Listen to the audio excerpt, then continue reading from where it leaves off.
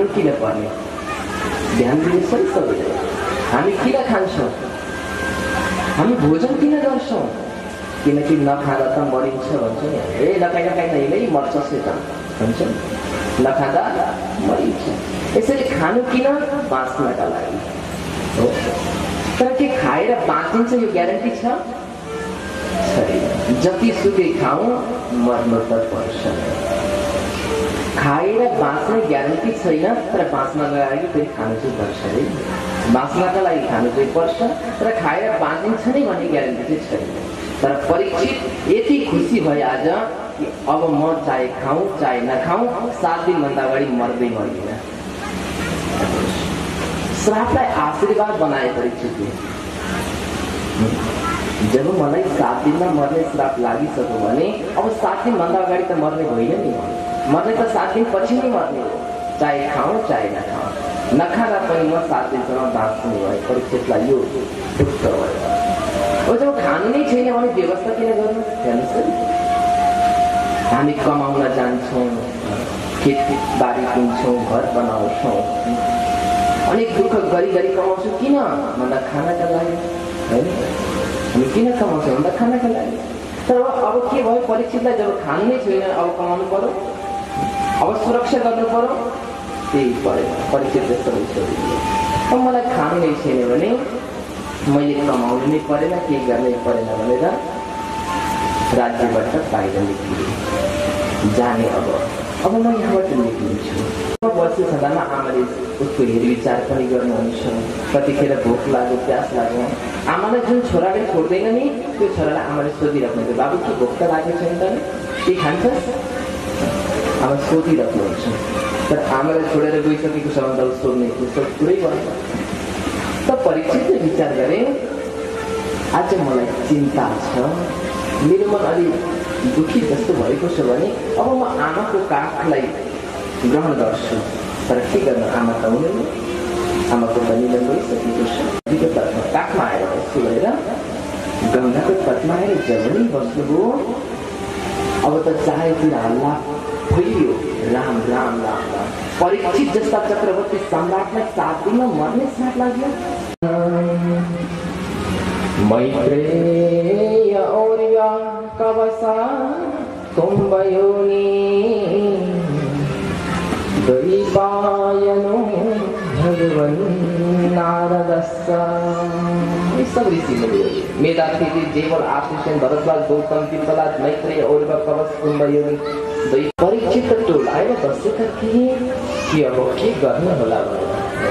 जब ऋषि मुनि त्यता नै बस्न थाल्नुभयो तब सबैलाई पूजन गरे परीक्षितले। चाहिँ पूजन गरेको विधि छ, जसको साथमा फुल थिएन, जसको साथमा अक्षता थिएन, जसको साथमा पैसा थिएन, तिनले पनि पूजा गरे। अब बुझ्नुहोस्, फुल, अक्षता, पैसाले पूजा हुँदो रहेछ, बस रहने थिए। तर पनि परीक्षितले पूजा गरे। परीक्षित सबैका चरणलाई पक्रिए महाराज। परीक्षितले त भने अहो वयम धियतमा निर्माण। वास्तवमा राजाहरूमा म लाग्छ कि म सबैभन्दा श्रेष्ठ राजा हो। किनकि भगवान साक्षात राम बनेर आउनुभयो, तर ऋषि मुनिलाई भेट्नका लागि दण्डकारण्य वनतिर जानुभयो। श्रेष्ठ राजाहरू को होला धन्य हुन्छ। हजुरहरू आउनुभयो, मलाई कृतार्थ गर्नुभयो। अत्यन्त खुसी भए परीक्षित। बिहानी प्राय सबै पढेकै छ, कहिलेकाहीँ थोरै सानो ठुलो आफ्नो ठाउँमा छ। तर कहिलेकाहीँ बिहानी हुँदा हेर्नु त सबैजना हुन्छ नि। आफ्नो काम हेर्नका ल्याएको फलफुलहरू छेउमा राखिदियो, एकछिन बस्नु, अब जानु छोड्नु, हतार हेर्न पाउनु, तर फर्केर जानु एकछिनमै। यस्ता प्रक्रियाहरू सुने कि बाँच्ने मान्छेले के गर्नुपर्छ। बाँच्ने मान्छे खानपिनको व्यवस्था गर्नुपर्छ, बस्नको व्यवस्था गर्नुपर्छ, आउनेवालाको सत्कार गर्नु। यही एउटा मात्रै विषय, एउटा प्रश्नबाट पुरा भागवत निर्माण। परीक्षितले केवल एउटा प्रश्न गरेका थिए कि मर्नेवालाले के गर्नुपर्छ। ततस्व पृच्छामि विपृच्छे संस्तप्य विप्र इति कृततायां सर्वात्मना म्रियमाणस्य कृतं शुद्धं च तत्रा मृषतादियुक्ता। सर्वात्मना म्रियमाणस्य कृतं, जो मर्ने वाला छ त्यसले के गर्नुपर्छ। हजुरलाई थाहा छ ऋषि, सत्यमा 1000-10,000 वर्षसम्म तपस्या गर्दा बल्ल बल्ल भगवान प्रकट हुनुहुन्थ्यो। 10,000 हजार वर्षसम्म। अब यिनले तपस्या गर्न थाले भने कति दिन आयुष जम्मा 7 दिनको आयुष। 7 दिन यिनले तपस्या गर्दा भगवान प्रसन्न हुनुहुन्छ होला? सम्भव छैन, तपस्या सम्भव छैन। एकदम वैजयन्ती माला लगाएर है चमचम चमचम हेर्दा पनि हेरौँ लाग्दो जस्तो भएर आउनुहुन्छ होला भनेर थाहा छैन। नजाने किस भेष में नारायण मिल्छ।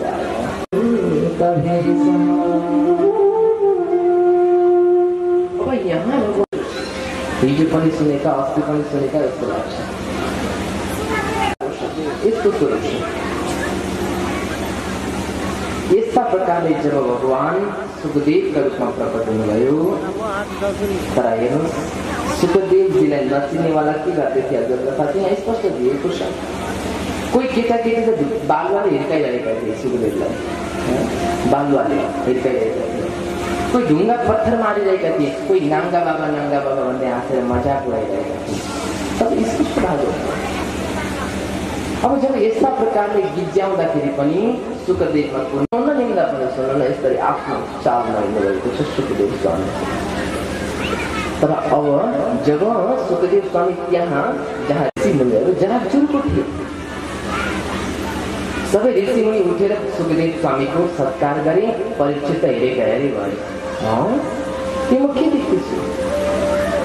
जो तपस्वी महर्षि देवर्षि राजर्षि यस्ता प्रबर यहाँ बसेका छन्, जसले हजारौं वर्षसम्म तपस्या गर्ने ऋषि यहाँ बसेका छन्। 16 वर्षको बालक हेर्नुहोस्, 16 वर्षको अवस्था छ सुखदेव स्वामीको।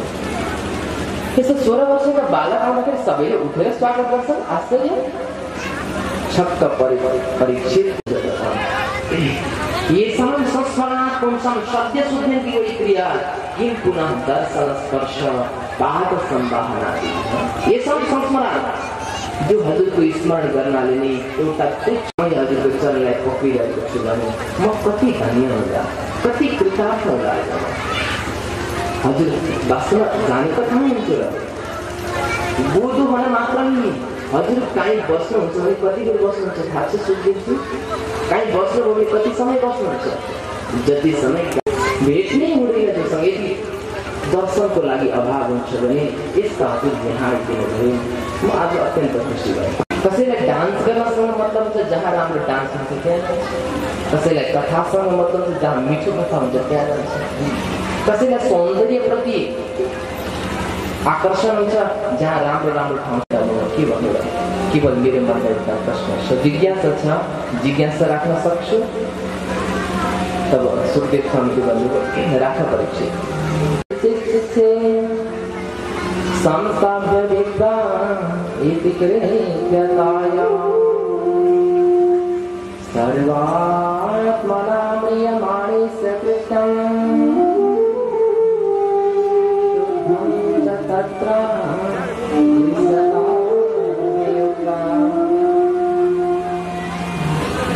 महाराज म हजुरलाई एउटा प्रश्न सोध्न चाहन्छु, जिज्ञासा।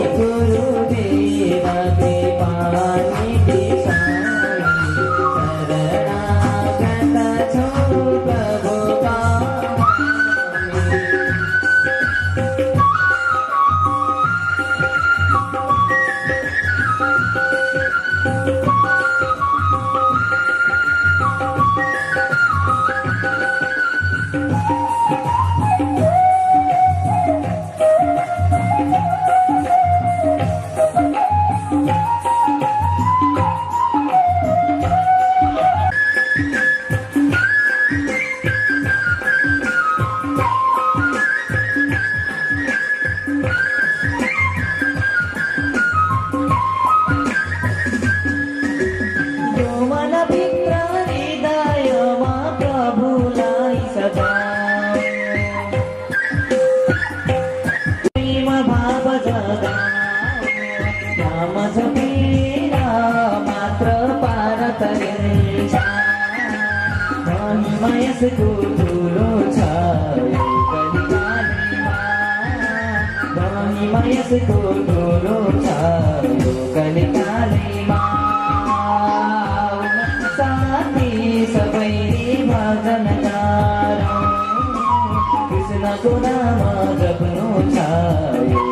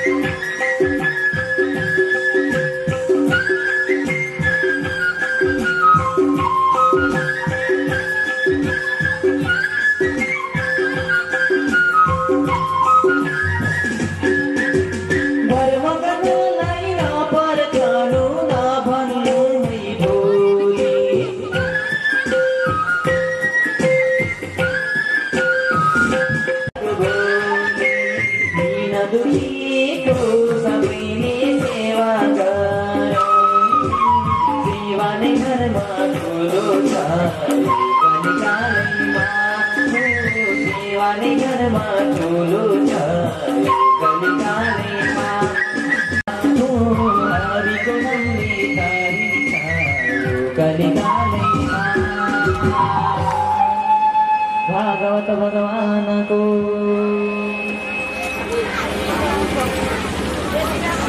झगडा पार्दैन चाहिँ मैले जानेको छु मैले जानेको समय चाहिँ म गर्छु मैले नजानेको काम चाहिँ नगर्छु अच्छा त हिरण्याक्षले भने ठिक छ त्यसो भए कमसेकम तिमी लड्दैन लड्ने मान्छे देखाइदिन्छौ भने पनि म खुस मलाई देखाइदिए खुस अब त नारदजीले भगवानको वर्णन सुरु गर्नु अरे राम तिमीसँग लड्ने यस्ता व्यक्ति छन् अरू को छ र नान्यम परम पुरुष नाम ती परम पुरुष बाहेक अरू त तिमीसँग लड्ने को छ र जसको बाहुबल चतुर हात गरेका छन् चारवटा हात छन् दिव्य मुकुटलाई धारण गरेका छन् अनेक प्रकार आभूषणले सुसज्जित जसको शरीर छ अत्यन्त सुन्दर जसको नासिका छ कपुलहरूको बदन अत्यन्त सुन्दर रहेको छ समान कर्णन जसका छन् त्यस्ता नारायण अत्यन्त सुन्दर अब त त्यो सुन्दर भनिसकेपछि उसको आँखामा पर्यो झ्याप यस्तो रहेछ चारवटा हात अरे मुकुट लगाएको अरे अत्यन्त सुन्दर हेरौँ हेरौँ जस्तो अनुहार अरे वैजयन्तीमाला लगाएको अरे पक्कै त्यस्तो छ भनेर अब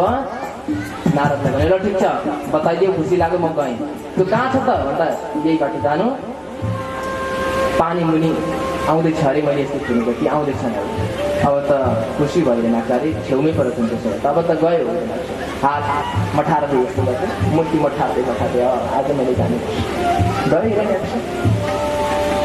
अगाडि बढ्दै बढ्दै जब गयो तब जहाँ पृथ्वीको छेउमा पुगे तब त्यही बढा भगवानले आफ्नो तारामा पृथ्वी राखेर आउँदै हुनुहुन्थ्यो छक्क परेन के को यस्तो निहालेर होइन यही बाटोमा त्यो नारदले त मुकुट लगाएको चार हात भएको भन्नु अत्यन्त सुन्दर हेरौँ हेरौँ जस्तो आउँदैछ भन्नु तर यो त हेर्न लायक पनि छैन थुतु नै यत्रो छ अनुहार कालो न कालो छ तारा निक्लेको छ चार हात त कहीँ देख्दिनँ म त चारवटा खुट्टा टेके जस्तो देख्छु यो पो छ त होइन गजबको नारदले एउटा ठेगाना दिन्छ अर्को ठेगानाको मान्छे आउँदैछ तर उसले पनि जङ्गलमा त यहाँ यो शब्दले हामी यो बुझ्न सक्छौँ भगवानको अवतार सुँगुर भन्दा पनि बँदेलको अवतार किनकि वनको चरा भनेको चाहिँ वनमा देखिने होला भनेपछि वनमा सुँगुर देखिँदैन होला होइन वनमा देखिने वन सुँगुर अथवा बँदेल हुन्छ त्यो भगवानको अवतार त्यो बँदेलको अवतार चाहिँ हो कि भन्ने एउटा शब्दले त्यस्तो सङ्केत गर्छ मलाई के भन्दै थियौ मैले भन्दै थिएँ वनमा देखिने वाला अच्छा त्यसो भए म तिमीलाई पनि भनौ भन्दैछौ के भन्छौ भगवानले भन्नुभयो अरे मूर्ख तिमी रहेछौ ग्राम सिंह भगवानले भन्नुभयो ग्राम सिंह त खुसी भयो वा मैले त वनमा देखिनेवाला भनेको चाहिँ मलाई त ग्राम सिंह पो भन्यो ग्राम भनेको गाउँ सिंह भनेको शेर होइन सिंह भनेको त शेरलाई भनिन्छ गाउँको राजा यो भनेछन् भन्ने सोचेर हिरण्याक्ष खुब खुसी भयो, साह्रै खुसी भयो। होइन यो मेरो शत्रु भयो भने कामको कुरो त राम्रो पो गरेको। रामसिंह भन्दा रहेछन् अर्कैलाई पो त, अर्कै चिजलाई पो भन्दा रहेछन्। के चिज? हाउलाई, कुकुरलाई पो भन्दा रहेछन् गाउँसँग। अब त रिसाइ, अरे दुष्ट मलाई कुकुर भन्छ, म त ग्रामसिंह भनौँ भनेर मक्का परेको त कुकुर पो भनेको, त्यसलाई म छोड्दिनँ भाइ। अब दुई हात गर्नका लागि भगवान यज्ञवराहसँग हिरण्याक्षको पुस्ता-पुस्ती युद्ध भयो। पुस्ता-पुस्ती युद्ध भगवानले मुख प्रहार गर्नुभयो, पहाड प्रहार गर्नुभयो, बाहु युद्ध हुन लाग्यो, मल्ल युद्ध हुन लाग्यो। एकलाई पछाडेका छन्, अर्कोलाई पछाडेका छन्। भगवानले अनेक क्रीडा गर्न थाल्नुभयो, जसरी एउटा बिरालोले मुसालाई खेलाउँछ, यता यसो गरेर थप्पड हान्छ होइन, भागेर कहाँ जान्छ भन्ने लाग्छ, बिरालोले यसो खेलाइजान्छ। राप्ती हुन्छ, यसको शक्ति बढ्छ, फेरि यसलाई जित्न मुस्किल छ। त्यसरी अहिले पछाडि गएको। तब भगवानले विचार गर्यो, साह्रै नाप्थेन त्यो त, यसो मैले खेलाइपरेको त, पछाड्न त कति बेर लाग्छ र मलाई। अब पछाडिसकेपछि फेरि खेलाउनै पाइँदैन, त्यसरी एकछिन खेलाएको लु भनेर अब भगवानले यस्ता प्रकारले मुष्टिका प्रहार गर्नुभयो र हिरण्याक्षलाई पनि